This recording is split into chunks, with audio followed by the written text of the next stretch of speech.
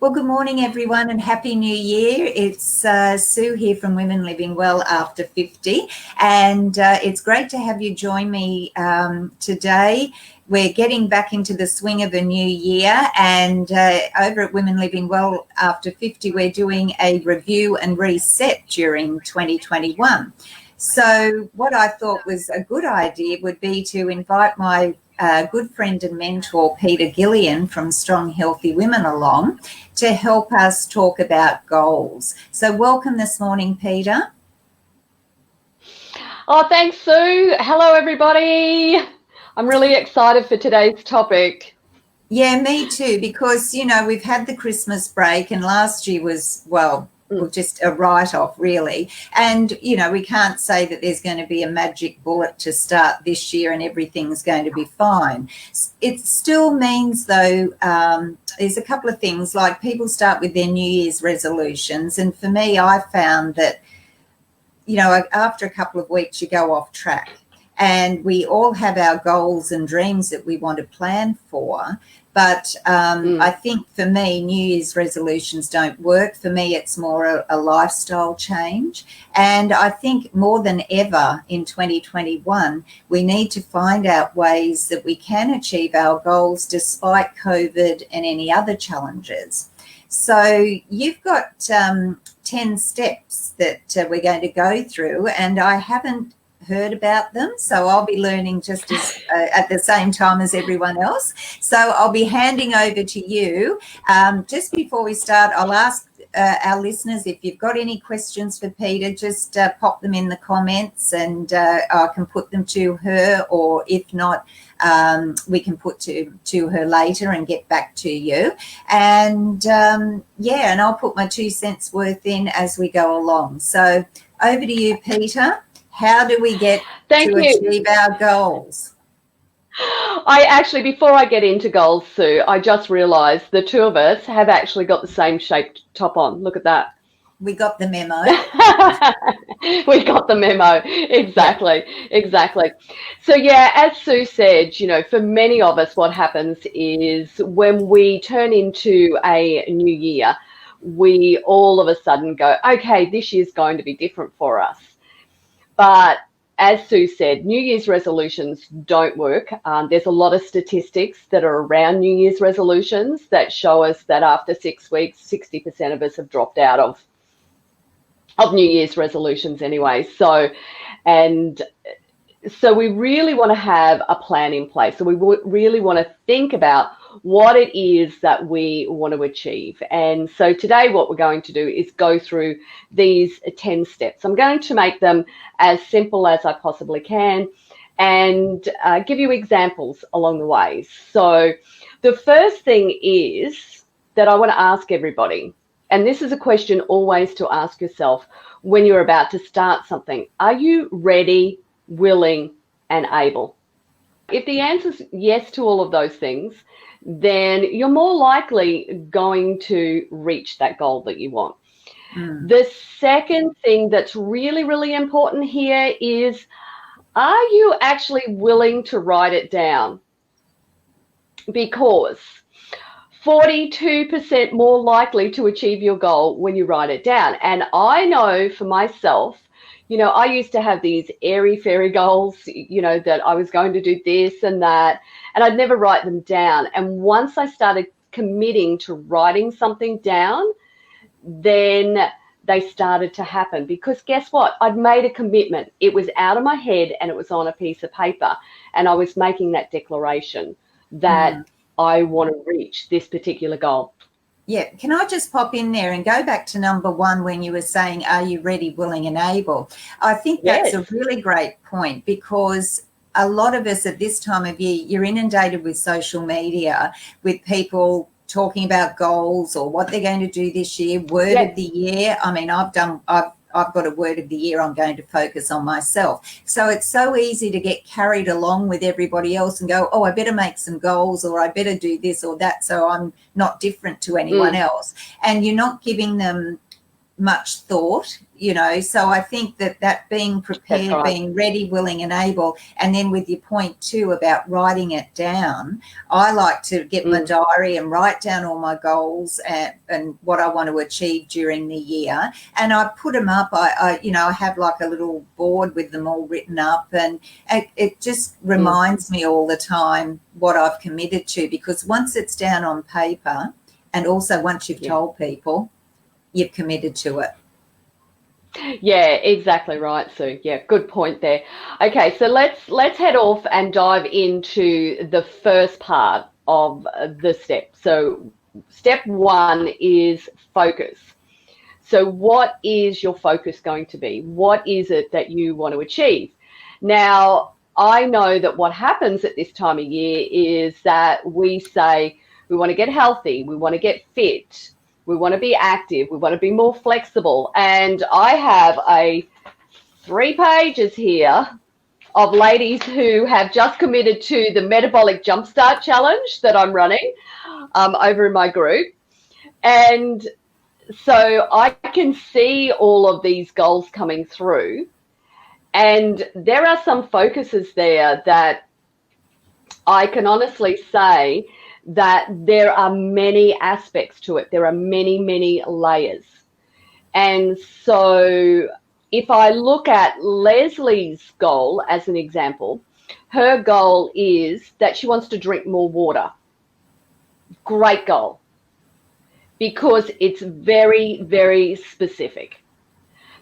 At this point, she hasn't thought about how much she wants to drink or how she's going to go about drinking more water, but it's just one focus. And I think that's the very first thing that we need to do, is when we're setting goals, we need to think about what is the one thing that is going to move the dial just that fraction for me so that I'm moving forward.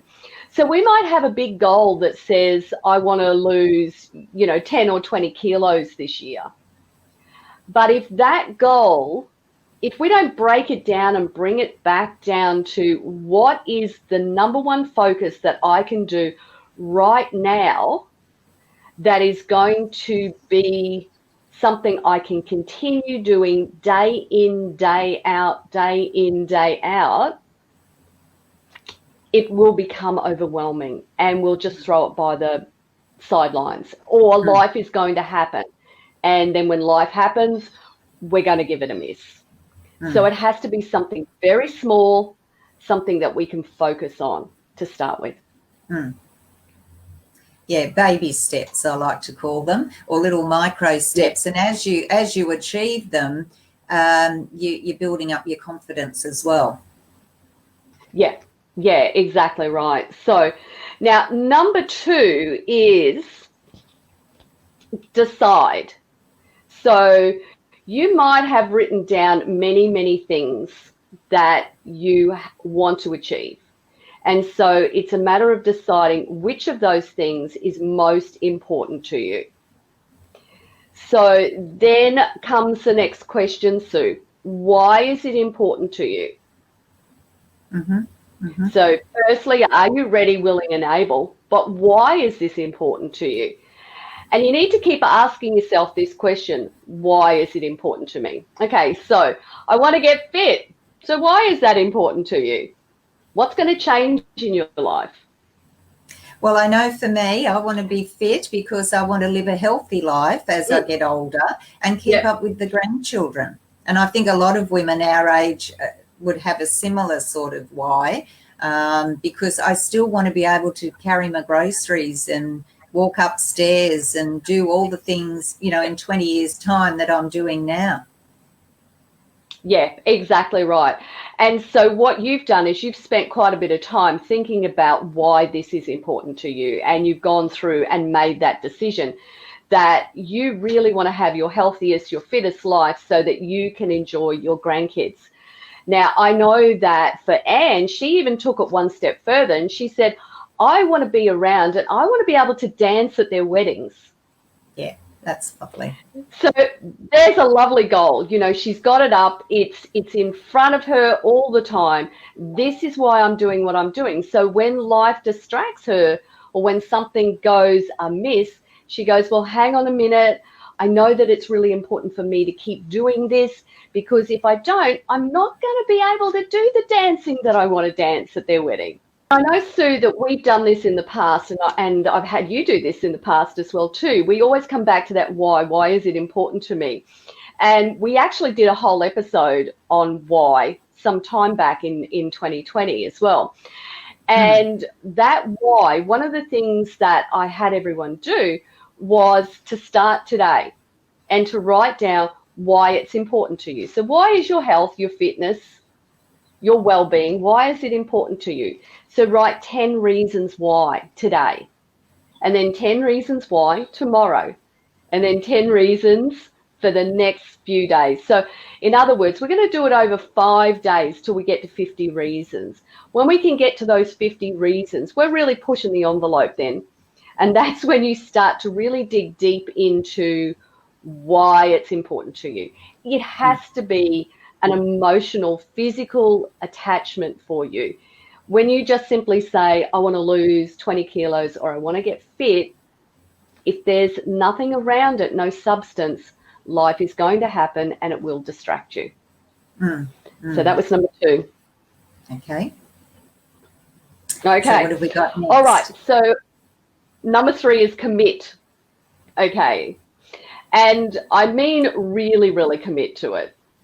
So not just, yeah, I'm going to do it and it's just going to fit into life and, you know, it'll just work for me. So I'm very loose around it. Now, one of the things that I do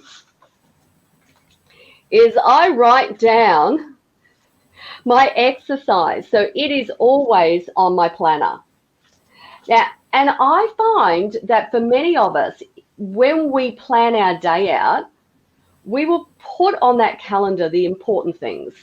So we'll put down, okay, it's so-and-so's birthday today, or I've got to do a live today with Sue.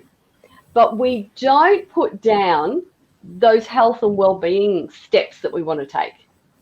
No, because we'll also put in the diary having coffee with so-and-so or going out to lunch with so-and-so, but we don't put down, I do. I run twice a week with people. So on a Saturday, I run with my Saturday sisters, and that's always in my diary, run with Saturday sisters. Yep. And Thursdays, I run with a friend, Wendy, down here on the Gold Coast, and that's always in the diary as well, run with Wendy. So, you know, I think, yeah, we tend to just say, oh, yeah, we'll do exercise, but we don't put it as a priority in our schedule like we do for coffee or going out for lunch or dinner.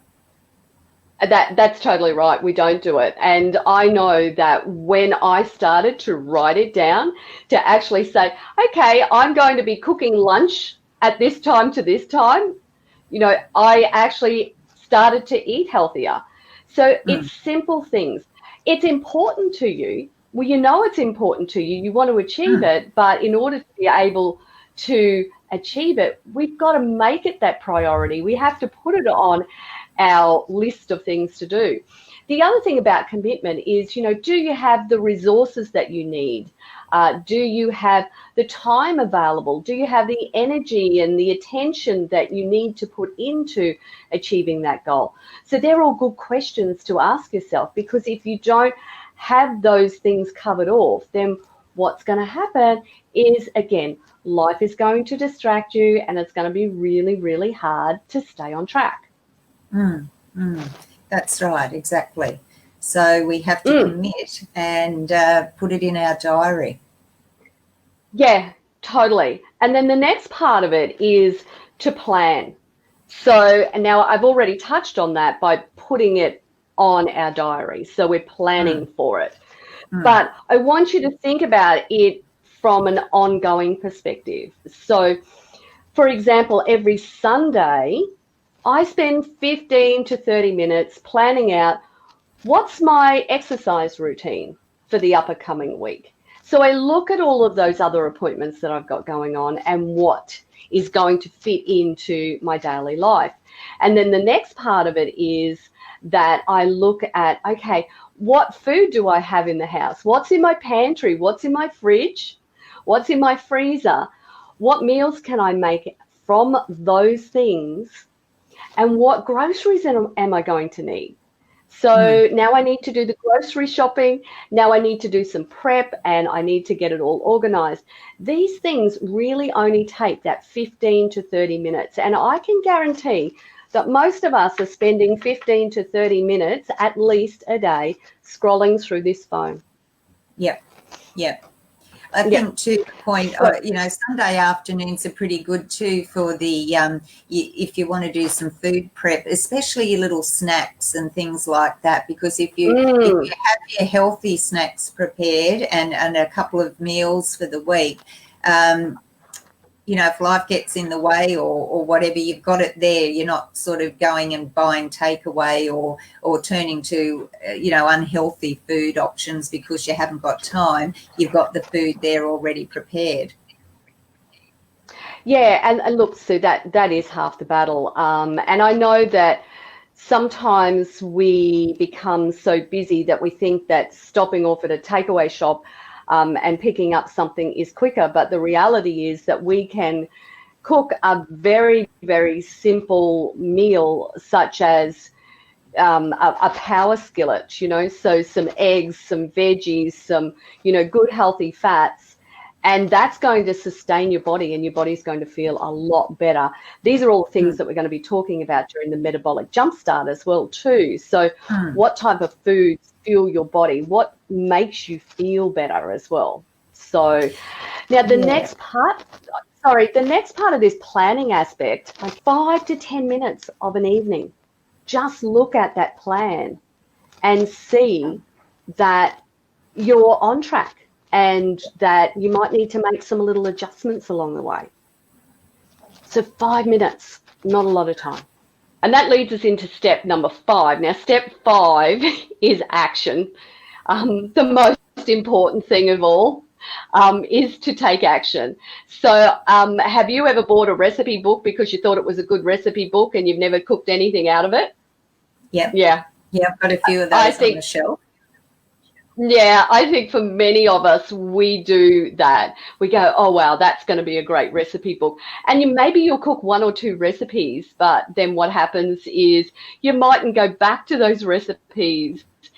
They were really yummy. They were really delicious. They were really healthy. But then, we revert back to what we know in a time of, life happening, and so we just do something that's really quick and easy. But those meals that are out of those recipe books are probably quick and easy too. I know they are for me, but it's that extra effort of getting that recipe book out that we think, no, I can't be bothered doing that, because we want to just revert back to what's happening in our mind, what we can rely on in our mind. And that's where we need to get to with our healthy, active life. It's like creating these routines, these practices in our life so that we don't have to think about it too much. But we also want to keep it, in the forefront of our minds as well too. So, I have a routine of exercising every day, but I still put it on the plan because life happens. And it's there as a reminder. So if I've got a distraction along the way, then I can go, oh, hang on a minute, I haven't done that. Okay, I'm going to do 5 minutes, because guess what? 5 minutes is better than no minutes. Yeah, and I think just wanted to say, I think with the goals that, I'm putting in our diary and everything else, it makes you can tick it off and you feel as if you've achieved something. And that keeps you motivated as well. Yeah, you've actually nailed one of the steps we're going to talk about, Sue. So there you go. There you go. No. Good thought. Now, the action that you take, it's got to be daily. So it's not something that you do Monday to Friday. It's something that you do every single day. It doesn't have to be the same. I mean, for you do strength training on so many days a week, and you do running on so many days a week. So, and you do yoga as well too. So, you know, you're covering off your strength, your endurance, your flexibility, which are the key areas to having a fit, healthy body. And so, and for many of us, what we'll do is we'll head down one area and we'll just focus on one area, and we won't think about all those other things that we can do as well too. So it's really important to get the action, but to get the right type of action as well too. Yeah, that's a good point. Okay, so number six is, I think, super, super critical. It's support and accountability. So when you have a goal, what we have a tendency to do is, number one, not write it down. Number two, not share it with anybody. But as I said, 42% more likely if you write it down. So make the effort today to write down what the goal is that you want to achieve in 2021. And then what you're going to do is break it down, bring it right back down to something that you can do, something small each and every day. Now, what we want to do is to make that declaration. So if that's sharing it in a group on Facebook that we're involved in, if it is telling our friends, our family, you know, our significant other, this is what I want to achieve. But here's the kicker with this, Sue. You've got to be really specific on why it's important to you. Because so many times I've seen ladies over the years who have said to their significant other in their household, honey, I'm going to be doing a new program. I'm going to be getting my life on track. I'm going to get healthy. And so here's what we're going to be doing. And so, you know, she cooks these beautiful, wonderful meals, and she, you know, she loses 10 kilos, 15 kilos. And this is a story that I have seen so many times. And then what happens is, it's like, oh, you've done so well. Here's a chocolate. Or you've done well. I know that this is your favorite cake. Oh, you've done so well that I know that you love, you know, this little bicky or something or other. And so they start to buy you these treats that you love. And so you're now relying on your willpower. Well, guess what? Willpower is never going to get you through. And so what happens is you start to give in. And then before you know it, you're back to where you started again. Yeah. All because that support person maybe didn't know why it was so important to you. Or maybe they were the wrong person. Maybe they weren't the person who really should be on your support team. Look, you do need to tell the people in your household what you're doing. There's no doubt about that. Because if you don't tell them, then they're never going to be supportive of you, even to a 50% degree. They're always going to be going, well, I'm not eating that, or I'm not coming for a walk with you. So they're not going to be supportive. So you need to find those people around you that are going to be supportive, that call you out. You don't want that girlfriend who says, oh, you know, come on, have a glass of wine. Oh, you've been so good. Drink that wine now. It's okay. It's really, really important that we get those people. And that's where a good coach comes in. Yeah. So having someone, a professional who does this for a living, that says, okay, I care about you. I want you to achieve these goals, but I'm also going to give you some tough love when you need it as well too, because if you are getting off track, then we're going to have to reassess that. We're going to have to look at what it is that's happening. And they're not going to do it in a manner that's, you know, oh, you've been so bad. What they're doing is they're looking at it and going, oh, hang on, here's this little tiny thing that's happened. And what we want to do is we want to change that little tiny thing. Do you think that you'll be able to do that moving forward for the next couple of days or for the next week? So you want someone who's supportive and on your team. That's right. And also, I mean, if you do want to treat yourself, what's wrong with going and having a massage or a getting your nails done, Nothing. having a treat like that, which is much better. And maybe saying to your partner, well, if you want to reward me, I'd like to, go and organise a massage for me or something like that. I don't want to have. I think you've got to be clear as well, because they don't know. And if you say, I do not want to eat that sort of food, or I don't want to do this and I need your help with that to be supportive, I'm sure they do come around, but they can sometimes feel a bit threatened because you're going to make changes, and they feel they can't make changes or they don't want to. And so then they can feel a little bit threatened, and that can sabotage you as well. Totally right, Sue. And I mean, the thing is that when you've got someone who's supporting you and keeping you accountable, you want to be able to share the wins, but you also want to be able to share the setbacks as well too, because those setbacks are just as important as what those wins are. But you really need to celebrate those wins, and we're going to talk about that in a couple of steps time. Okay. All right.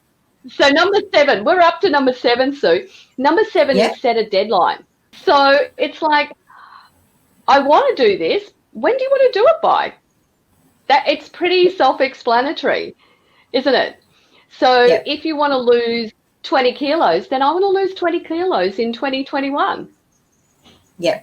So now what I'm going to do is I'm going to break that down into what I can do over a 6-month period, what I can do over a 3-month period, what I can do monthly, what I can do weekly, what I can do daily. Okay, and when you break it down into those small chunks, we keep coming back to those small chunks, that's when you're going to get that win. Yep. So deadline. All right, on to the topic that you keep coming up with. It's the reward. I like getting rewarded. Oh, we all do, Sue. We all totally do. So rewards. So you want those rewards to be something that's healthy, that keeps you on track. You don't want those rewards to be something that's totally going to take you off track. Now, I'm not saying that forever and a day you don't eat, chocolate, because if you like chocolate, you should be able to eat it. And it's about, using that 80-20 rule.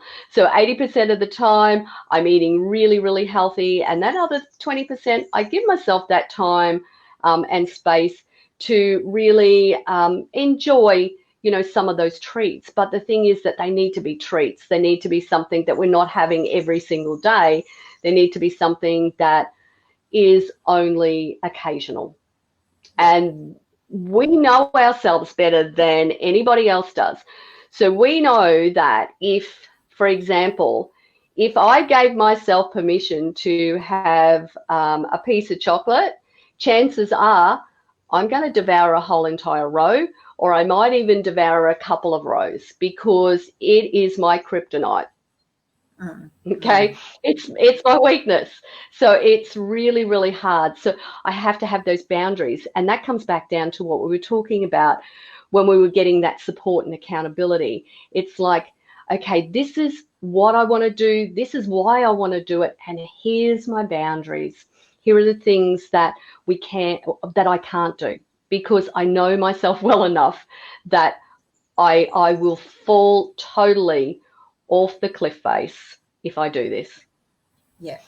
And that's right. You don't, I think you do have to, yourself, and what your boundaries are, and when you will sort of what, as you say, your kryptonite is. And and sometimes it's better just to say, I'm not having it.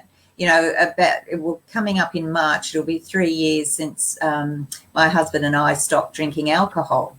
And he made that decision, and I supported him about that. He, drank more than what I did. But just making that decision and saying we're not doing it anymore, and getting help and support to do that. And it's coming up to 3 years. And that's not to say that occasionally, especially over Christmas, you don't sort of think, oh, be nice to have a glass. There's a lot of non-alcoholic wines and champers and beers out there now, so you can still feel like you're doing it. But I think if you do know that something is really difficult to overcome, you just don't have it, and then that way, you're going to stay on track. Yeah, you just don't have it in the house. And I mean, so many times where I've heard ladies who have gone, well, I keep it here for my grandkids, and guess what happens? They eat it because they haven't seen the grandkids that week. So, um, yeah. And the next part of that is, even though we want to give our grandkids treats, we probably also need to think about them being healthy treats as well too, and being a good role model for those grandkids. Yeah. I was just going to say exactly the same thing, because we're all in this mindset, and I'm as guilty myself, but we're in this mindset that, you know, a treat can't be healthy. You know, oh, they won't like it if it's a healthy treat, but there's so many good recipes out there. And as you say, we're role models for them. They're watching what we do. And if we're leading a healthy lifestyle and being happy and active, they're going to see, well, that's just the way life is. Let's go along with that. So it's, you know, we're teaching them as well. And it takes a bit of planning, but, you know, I think that if you make the effort and just think, oh, well, I'll make a healthy alternative, they'll enjoy it. And you're teaching them some good habits as well. Yeah, look, Sue, I know that for my grandkids, they know that when they come here, they have to fit in with my exercise routine. So they'll be doing workouts or yoga or whatever else. And if they don't want to do it, they just run around crazy wherever I happen to be. And that's okay. But most of them, you know, will pick up weights. Most of them will do yoga. And they know that whatever meals I cook, that's what they're going to get. So I know that some of the parents have gone, well, they're not going to eat what you give them, so here's some meals for them. So they actually prep meals and bring the meals along with the kids. And that's okay too, because I don't want to actually spend any of my valuable time cooking meals that I don't believe in. Yeah. And that's okay, you know. And that again comes down to setting those boundaries about, you know, what I will and what I won't do. This next step is step 9, and that is managing expectations. So the thing is that we need to look at it and go, well, how much time, how much effort is this going to take? Is it realistic? Is it something that is doable in my life that I know right now? So it's really, really being honest with yourself. So if you were someone who said, what I'm going to do is I'm going to spend 2 hours exercising every day, and yet you're a mother with 3 small children, so that expectation of being able to do those 2 hours is just not feasible. So you want to think about, how much time and effort do I have available to put into this?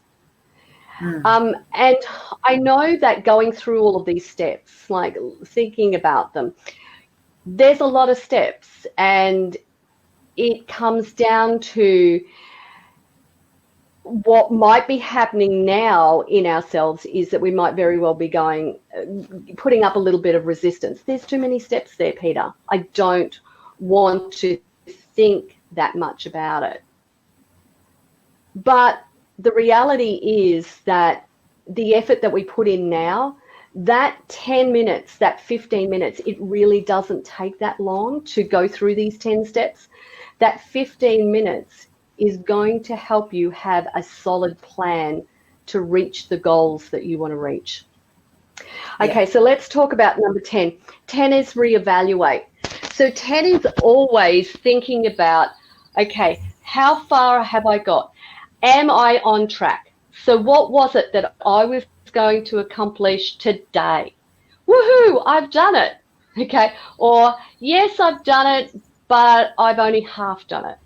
Or no, I didn't do it. So then it's time to reevaluate it and to look at it and go, well, hang on a minute, I haven't really done this for the last 3 days. So therefore, I need to make some changes. I've got to do some tweaking here so that I've got to bring it down to even smaller steps, something that is totally doable. So I was talking to a friend the other day, and she said, you know, she doesn't want her exercise to eat into her daily life. She doesn't want to think about it. She wants to roll out of bed and do her exercise in her PJs. And, it was like, well, if that's what's going to work for you, then that's what you do. I've done exercise in my PJs before. Totally. Have you, Sue? Yep.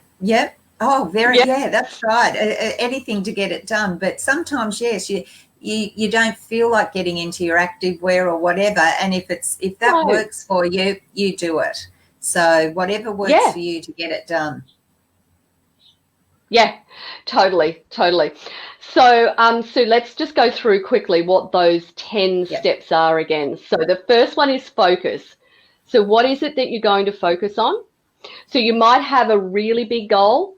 That's okay, write it down. But let's break it down into that smallest thing that you can do consistently.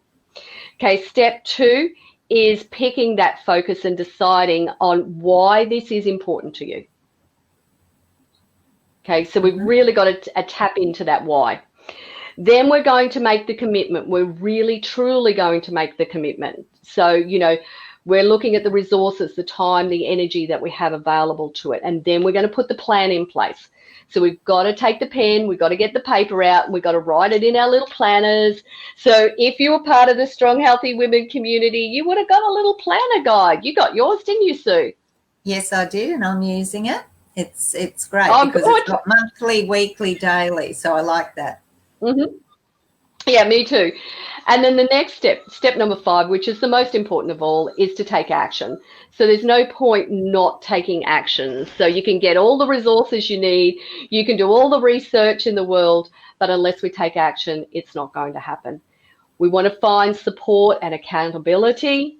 We want to set a deadline for it. We want to manage our expectations, and we want to reevaluate. We want to make sure that those wins that we have, we can celebrate with someone who is going to support us, that give us a little kick up the butt when we need it as well too. Yeah. So they are our 10 steps, Sue. Well, that's great. And I'm going to put a copy of this on the blog as well, and just itemize the 10 steps, but put a copy of our video on there as well, so that the readers at Women Living Well After 50 can get that benefit as well.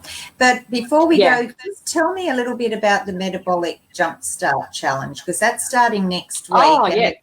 That could help with people who are wanting to become healthier and set some goals with that. Yeah, totally. Because as I said, with these goals have been tracking in. There's, I think, around about 160 women so far that have registered. So, the more the merrier. Come on in and join us. I was just thinking about Robin.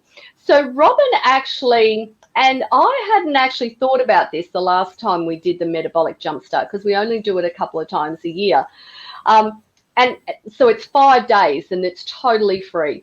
But so what happened was Robin actually jumped on the scales. She went, okay, I want to measure this. So she was actually doing some planning ahead. And during those 5 days, she actually lost 700 grams. Oh, that's just good. In 5 days. Yeah. Yeah. And Sophie was the same. I think Sophie lost 600. And for Sophie, it was just a matter of that she focused on not having white bread. The white bread had got back into her life. So I'm not saying don't eat bread, because if it works for you, go ahead. But, it was causing her problems. So, just focusing on that. And she had the ability, both Robin and Sophie, during the Metabolic Jumpstart, because we give you, okay, so here's a little smoothie recipe and here's how you mix and match it, and we make it as simple as you possibly can for breakfast. Then we give you some lunchtime recipes as well too. And it's all about what are the simple things? What are the things that you can change in your life? So for the 5 days, what we do is we talk about the things that can help speed up your metabolism that you have total control over. There are certain things when it comes to your metabolic rate that you don't have control over, but these 5 things that we talk about, that we give you tips about, you have control over this. So the first one is what you eat. So the food that we have. Number 2 is the movement, so the type of movement that you do. The third one is the quality of sleep that you have. The fourth one is how you handle stress and how you manage stress. And the fifth one is the most important one of all, which is called NEAT. So it's non-exercise activity thermogenesis. And what does that actually mean? That means instead of sitting, we're moving. So what happens is we do tend to sit quite a bit. So, and you'll see that I'm actually standing as we're doing this interview, because I know that most of the time when I'm at my desk, I'm sitting. So whenever I have the opportunity to stand, I will stand, because that is better than sitting. And sitting is better than laying. So, you know, start where you're at. Always start where you're at. So the 5 days starts on Monday, but we've got a super bonus happening through this Friday. So we have a webinar that we're going to be running through. It's the Kickstart webinar on Friday evening at 6:30 p.m. So, yeah, make sure you get in this week if you want to join that Metabolic Jumpstart Challenge and really hit 2021 strong, and, you know, really being able to set those goals in a manner that are going to be achievable for you. Yeah. Well, that sounds good. And what I'll do is I'll put the link in the comments below to the challenge that gives them more information, and also how they can register. And thanks again for joining us with those 10 steps. It's a good time. A New Year's always a good time to set your goals. So it's a good way to kick off 2021. And I'm part of the Strong Healthy Women team too. So I hope to see everyone over there and joining us at the Metabolic Jumpstart Challenge next week, because it's just a good way to, as I'm talking about in our Facebook group for Women Living Well, is reviewing and resetting for 2021. And so now is the perfect time to be doing that. So hopefully we'll get a few people over to join us there. So thanks again, everyone, for joining us. And thank you, Peta, again. And you're very welcome, Sue. We will talk again soon. All right. Take care, everybody. See you soon, Bye. Sue. Bye, everyone. Bye.